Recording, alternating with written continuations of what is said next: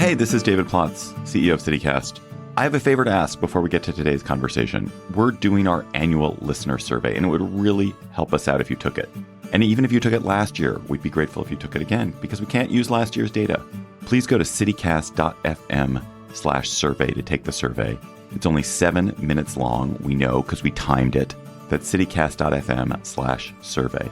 And when you take the survey, you'll also be eligible to win a $250 Visa gift card and CityCast swag, that great CityCast swag. citycast.fm/survey. Las Vegas is a sports town in more ways than one, and to prove it, this Saturday, competitive eaters will be convening in Las Vegas at the World Bagel Eating Championship, and get this, the winner gets 10 grand. So today on CityCast Las Vegas, we're bringing back a conversation I had with Vegas local Derek Hendrickson. He's an internationally ranked competitive eater, and he explains how he got into the sport and how he tackles the food challenges around town, from 2-pound burritos to gallon-sized bowls of cereal. And yeah, we do ask him the bathroom question. It's Wednesday, January 29th. I'm Dayvid Figler, and here's what Las Vegas is talking about.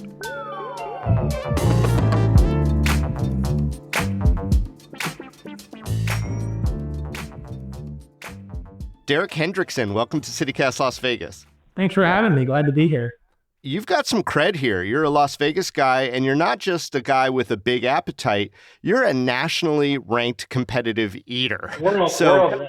Okay, world rank. Well, tell me some of those rankings and titles that you hold, Derek. So I'm the 21st eater in the world, because we have eaters from Japan, we have eaters from Australia, we have eaters from London, we used to have eaters from Mexico. So it's like a whole international kind of stacking of cards of like, where do you fit in? What's your specialities? Because like for me, I'm better with sweets than I am with hot dogs. So that's why like my donut numbers are super high and my hot dog numbers have a little bit left to be desired. Wow. I feel like I'm sitting in a doctor's office with you and he's like, well, Derek, your donuts are up, but your hot dogs are a little down. 100%. Is that weird?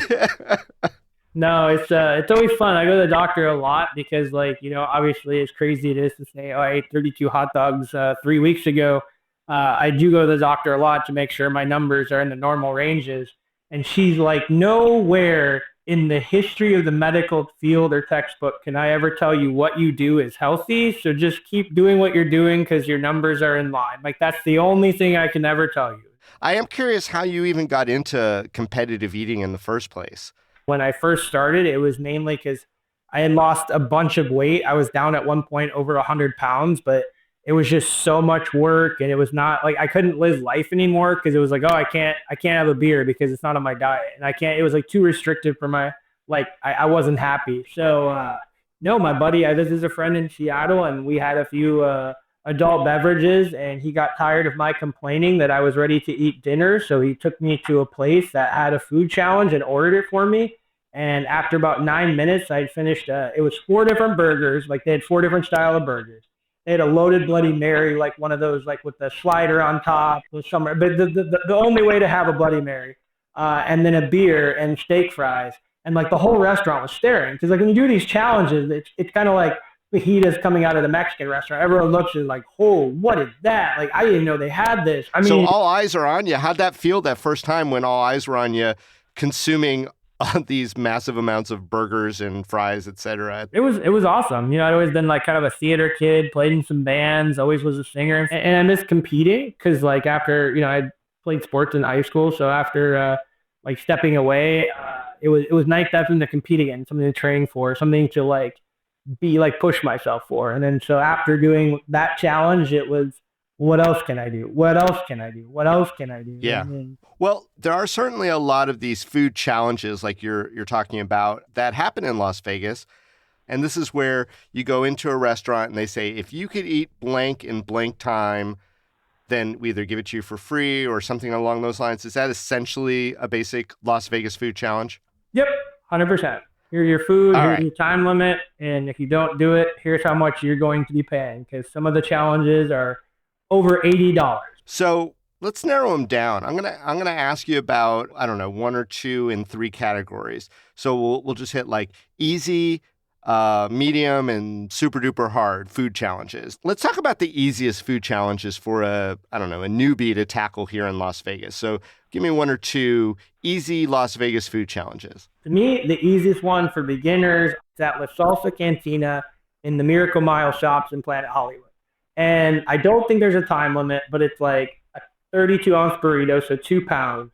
And you have to finish the rice and beans and the margarita. It's not free if you finish. So you have to pay for the meal. So whether you fail or not, you're getting the food. And then you get a margarita, and it's like the yard margarita. So it's very Vegas-y. It's right on the strip, but it's not that hard. And Derek, what's the payoff if you do it and you finish it all? They get you get a T-shirt, and you get, I think, the margarita glass to keep. So all right, so a little bit of a prize. A little bit of a prize, but that's very doable. It's very approachable. Burritos are an easier food to eat because, believe it or not, every food kind of has its own uniqueness to eat. And as we get through the tougher challenges, like that'll play in as a factor. With burritos, as long as they're not dry, they're fairly easy to eat. Like I've eaten a 5-pound burrito in 4 minutes because it was nice and saucy. The meat was tender. Like that's just an enjoyable eating experience because we all know, and like that's a question we get all the time. Well, you guys don't even taste it. Well, we taste it. And if we taste it and it's bad food, yeah, it's a long day at the office. Ugh. And I'm not going to pay $90 for a terrible burrito, right? Like we're not going to go to Morton's Steakhouse and pay $120 for a well-done shoe leather. Like, no, we're going to want it done. Right. Yeah, I can't imagine. I would also think that you're going so fast that you're just not slowing down enough to taste. But I guess the human body has other plans, and you're going to taste every bit of it. And if it's gross, yikes. That is the number one thing that usually slows us down. It's called flavor fatigue, which is like you get so tired of the same flavor attacking your palate that your body gets tired. That's why it's like people go, oh, you want an ice cream? Yeah, I want ice cream. I've just ingested 1 million milligrams of sodium. Something sweet would be amazing right now. Like that's kind of what happens. Like you eat so many hot dogs in such a short time period. Most of us aren't even full on the contest stage. Your body's just tired of eating hot dogs after 10 minutes. Oh, I could totally see that. Do you have another easy food challenge? Yeah. So there's like a 3-pound burger. And again, these are all what we call in the industry pay to play. Like you have to pay no matter what. And the prize, I believe, there to the Omelet House down in Boulder Station, so way south of town, kind of down by that like Siesta Henderson that used to be there. And you get, I think, 1 hour to finish a 3-pound burger and some of their chips. So it's nothing like that crazy, nothing that hard. You're paying for it already, and because it's a smaller challenge. So it's like if that was the case and you got a free meal, people would be going there all the time. They'd be losing money. They got to hedge their bets. Sure.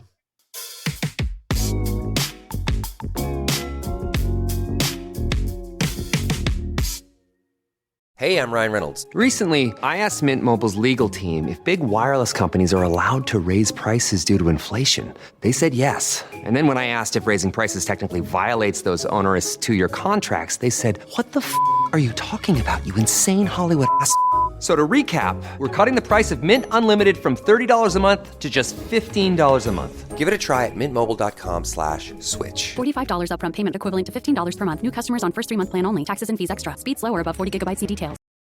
This episode is brought to you by LifeLock. The new year brings new health goals and wealth goals. Protecting your identity is an important step. LifeLock monitors millions of data points per second. If your identity is stolen, LifeLock's restoration specialist will fix it, guaranteed or your money back. Resolve to make identity health and wealth part of your New Year's goals with LifeLock. Save up to 40% your first year. Visit LifeLock.com/podcast. Terms apply. Let's talk about the mid-tier Las Vegas food challenges and what restaurants do those.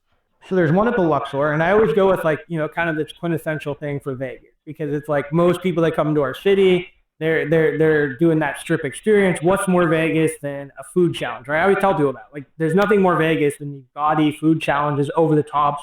And there's one at the Luxor called Do It in Public. And it's at the Public House LD, so Do It in Public. It's gone up in price, but it used to be $69. So they played into the whole bit, right? Do it in public, $69, ha ha ha. Wah, wah. And it basically was like 4 double doubles from In-N-Out. So it's 4 double cheeseburgers with big brioche bun. Then you do loaded fries with cheese sauce, bacon, and all of that. And then you have like I think it's a 16-ounce milkshake with your flavor. And if you beat that, you get this $80 meal for free. You get a T-shirt, and there's no wall of fame. So those are like the 2 things you get. You get the free meal, but also it's like that's where you start to separate people who are like, I could do that versus, well, I'm not willing to risk $80 to do it, because then they know they're not. That's the balance in that. But also, I'm wondering if there is a little bit of you can't be a shy flower, because like we talked about, people are going to be staring, right? Does that make it more difficult to get through these, you think, for some people, that everyone's kind of watching them and or cheering them and or, maybe judging them? You'd be surprised.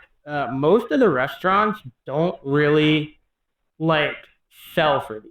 And what I mean by that is Public House, they do a great job. They'll ring a buzzer and let everyone know that a challenge is going on. But there's other establishments that I go to that they don't even tell the restaurant there's a challenge out there. There's a lot of times that it's not even on the menu, so it's just not marketed. It's not visually appealing. So I think sometimes the restaurants shy away from that because, there's other diners that aren't going to find that attractive. I did one at Sicky's Garage, and it's this 5-pound burger and some fries, whatever. Is this, Derek, would you call this another one of the mid-tier food challenges? 100%. Okay. It's like 5 pounds, 5.5 pounds.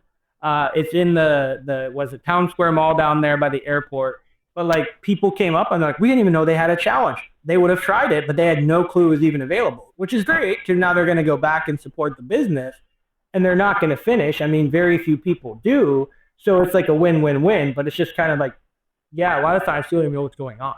And what was the Sicky's challenge? So it's 4 half-pound burger patties, and then you have 2 grilled cheese sandwiches on there and a patty melt. You have about 1 pound of French fries, and then some boneless wings, pulled pork, and fried pickles, which is awesome. I mean, those are all my favorite food groups right there, right? You got your barbecue, you got your appetizers, you got your cheese being from Wisconsin, you got fries, and you got burger. That's the 5 major food groups of a former fat kid. Yeah, no, I think the Surgeon General is screaming at the podcast right now. But okay, wow. So that Sicky's one, if that's the mid-range, I'm a little scared, Derek, of what's going to be the hardest food challenges. So here in Las Vegas, what are our hardest food challenges? I would say number 1 would probably be stacks and yolks. And it's a get stack, get yolk challenge. And on paper, again, people think it's the easiest challenge ever. 10 pancakes, 10 eggs.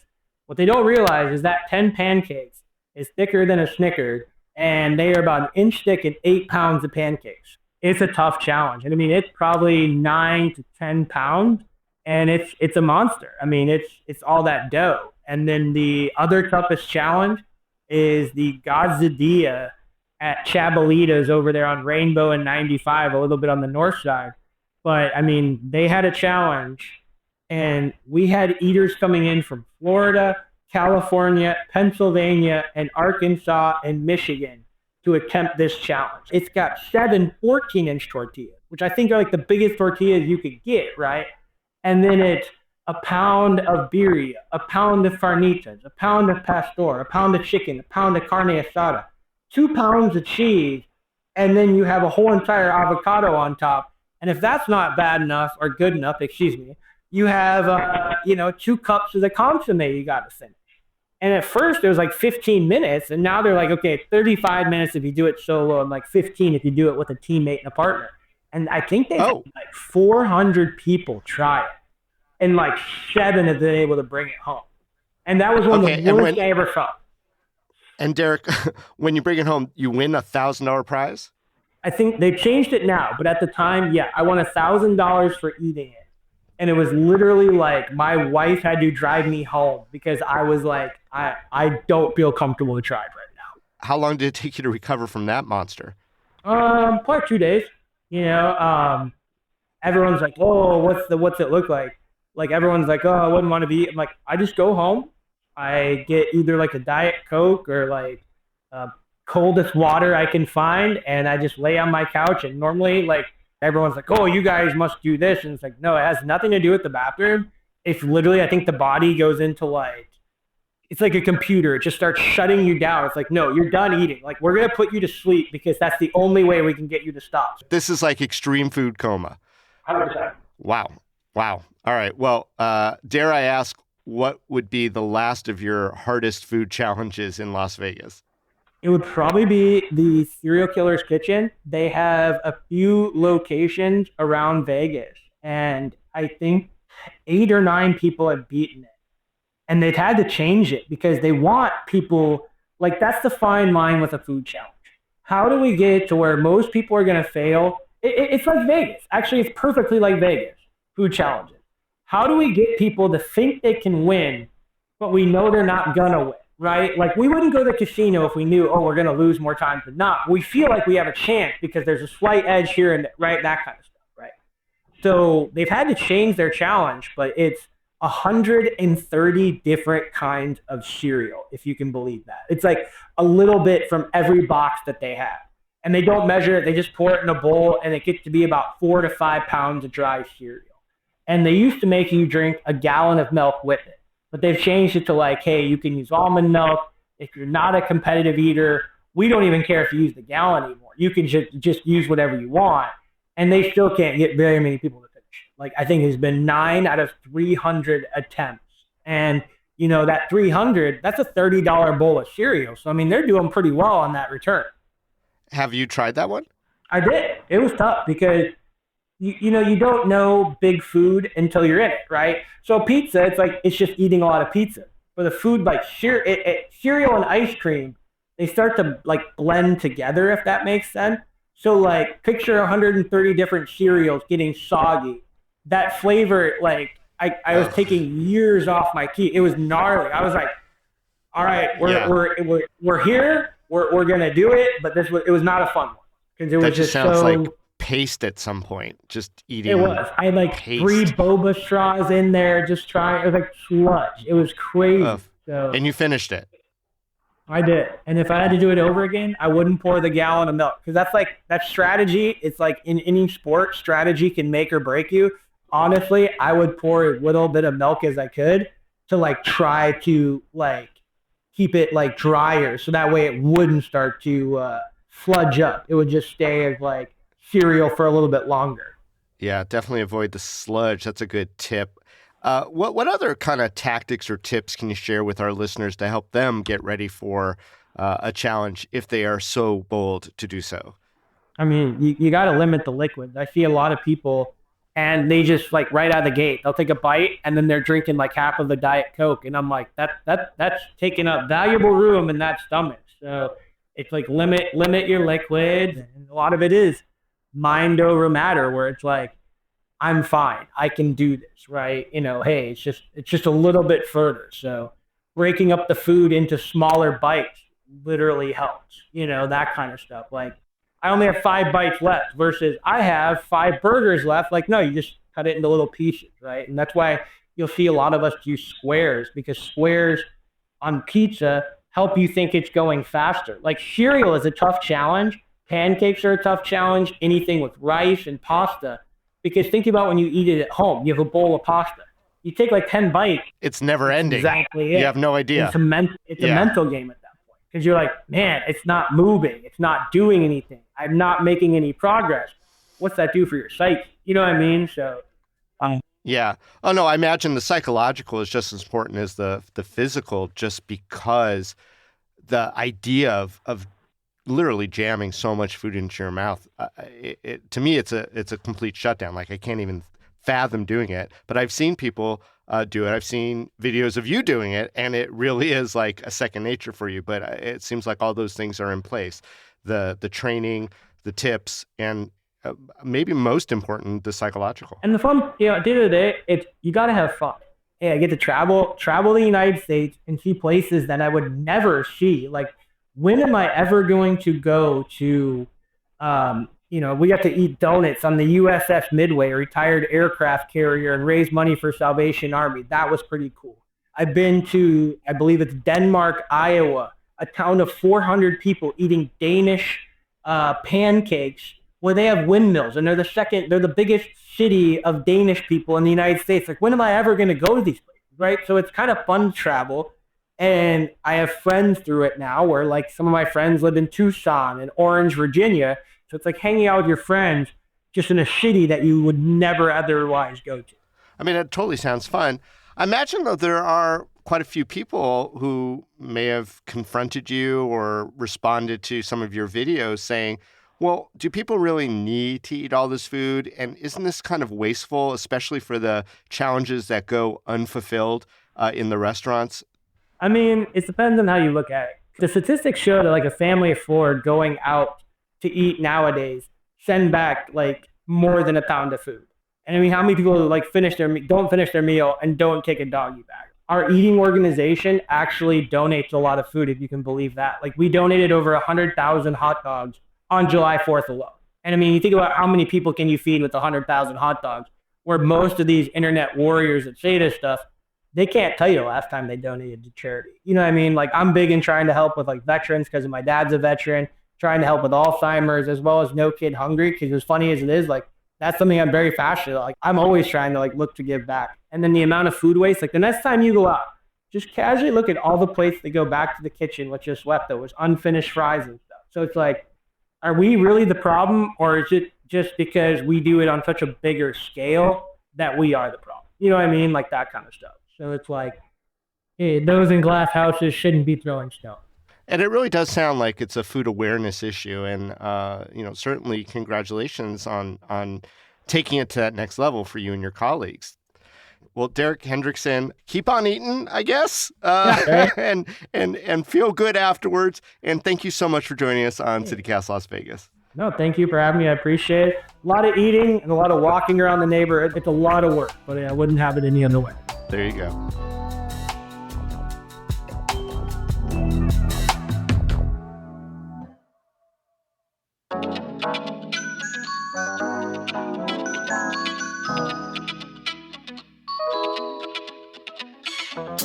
That's all for today here on CityCast Las Vegas. If you enjoyed the show, why not tell a friend? You can also rate the show, leave us a review, and subscribe to our morning newsletter. We'll be back tomorrow morning with more news from around the city. Till then, stay lucky.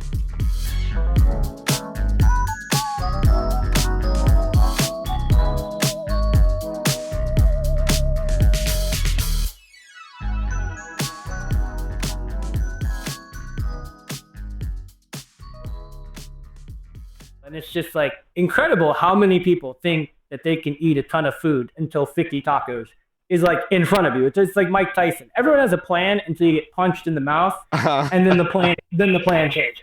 Yeah, and that punch could be like a extra spicy jalapeno in every single one of those tacos, I'd imagine. That's your punch in the face.